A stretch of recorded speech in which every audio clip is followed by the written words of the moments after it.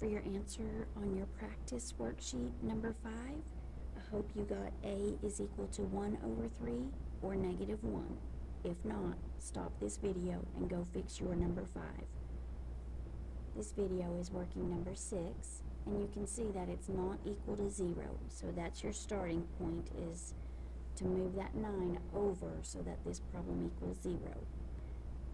When the 9 moves over, it gets a sign change, and there's nothing left on the other side, so it's equal to 0.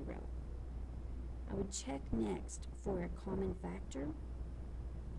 4 and 9 don't share any numbers in common that will divide evenly into them, so there is no GCF.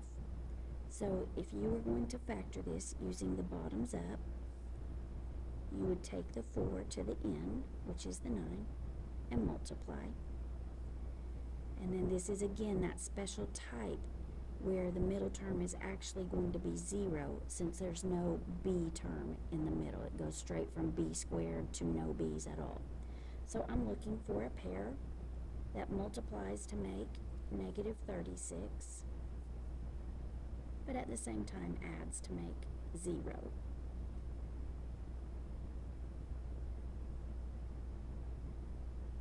Do you have it? I'm going to use negative 6 and positive 6.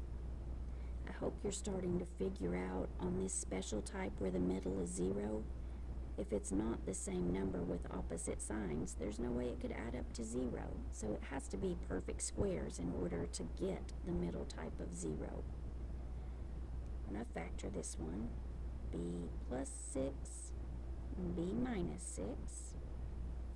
From these two numbers here, I just tucked them into the parentheses where they go. And remember, we did the bottoms up. We moved the 4 to the end first, so now I'm putting it back.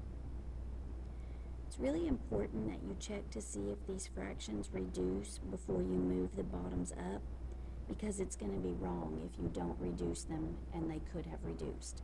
And since you can see these are both even numbers, they're going to reduce. If you don't know how to reduce them, in your calculator you would type 6 divided by 4 and then press math, enter, enter, and it will tell you that they reduce to 3 over 2.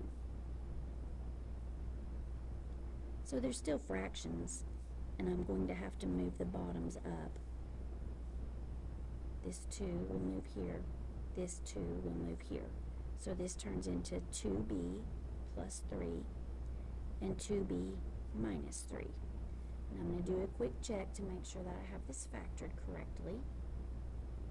The 2b times the 2b gives me the 4b squared. The 3 times the negative 3 gives me the negative 9.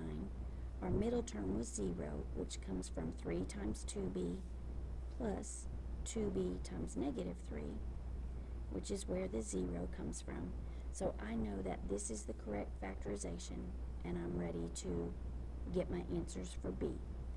So the first one, if 2b plus 3 is 0, then you know that it's this number with the opposite sign over whatever's in front of the b.